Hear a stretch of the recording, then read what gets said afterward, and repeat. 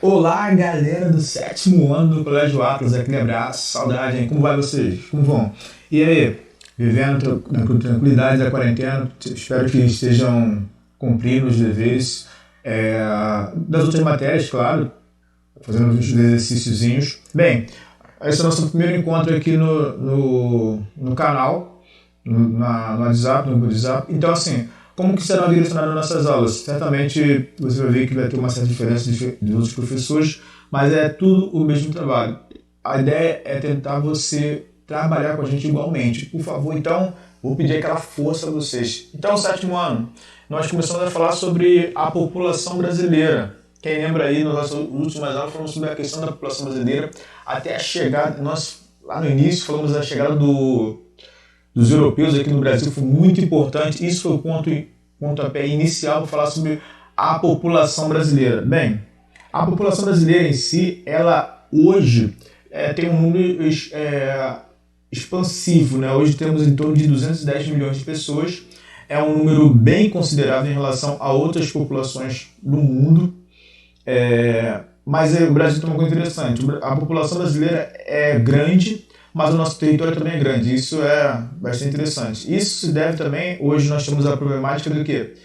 Que o Brasil não é ocupado totalmente, né? A sua divisão, assim, nós temos muitas pessoas na região sudeste e poucas na outra regiões. Então, começamos a estudar a população brasileira de que forma? Como que é composta a população brasileira? Na sua opinião, como que é composta a população brasileira em si? Como que ela chegou até esse fator? Como que ela chegou até a formação atual? Então, a população brasileira em si, ela é composta exatamente de três povos, né? Índios, negros e brancos. Bem, quando a gente fala brancos, a gente fala exatamente de quem? Dos europeus. Os europeus foram responsáveis muito pela criação do Brasil em si.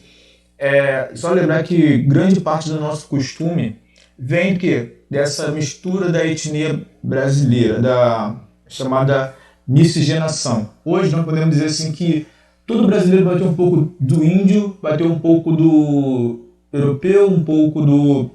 Então, essa grande miscigenação fez com que o brasileiro tivesse uma cultura diferente, uma organização diferente, assim, um modo de viver diferenciadamente. Então, essa composição do Brasil em si se tornou interessante. Mas hoje, como é que será que nós vivemos a população brasileira? Como olhamos a população brasileira? Será que a população brasileira ainda mantém aquele padrão lá de 1500 com a chegada dos portugueses? Sim ou não? Bem, exatamente assim. Houve uma mudança radical no cenário nacional em relação ao que significava os estrangeiros aqui. Então, a partir da abolição da escravatura, o que aconteceu? Os negros foram libertos, a mão de obra acabou, o Brasil foi obrigado a recorrer à mão de obra estrangeira, principalmente os italianos. E isso foi legal porque impulsionou a chegada de novos povos aqui no Brasil. Então, podemos observar aqui, eu tenho um gráfico aqui do lado, né? Esse gráfico diz o seguinte: os que vieram para o Brasil até 1950, quase 4 milhões de novos brasileiros. Ou seja, quando eu falo quase 9 brasileiros, é um fato interessante, porque ele pega uma estimativa aqui de 1870 a 1953. Então, grande parte do povo brasileiro ele já ganhou o quê? Outros. Então, nós temos aqui liderando o ranking aqui, temos os italianos, depois vem os portugueses, aí vem diversos. Bem, esses diversos aí que eu queria... Mas deixa eu passar aqui. Aí depois vem os espanhóis, alemães, japoneses e russos. Esse número, o terceiro lugar aqui de pessoas, de estrangeiros que compõem a população brasileira é bem interessante, diversos. Esse diverso aqui, eu já incluo quem hoje? Os poloneses que vieram para cá. Assim, nós temos aí algumas cidades aqui no Rio de Janeiro, tipo Penedo, que teve uma grande influência polonesa. Os chineses, que hoje dominam o mercado nosso aí, né, a do mundial. Temos os árabes e temos também uma grande parcela também desses povos que vêm para cá, que são o que? Os refugiados. Os refugiados vieram para cá e isso compôs que a população brasileira mais um pouco. Então esse diverso é muito rico.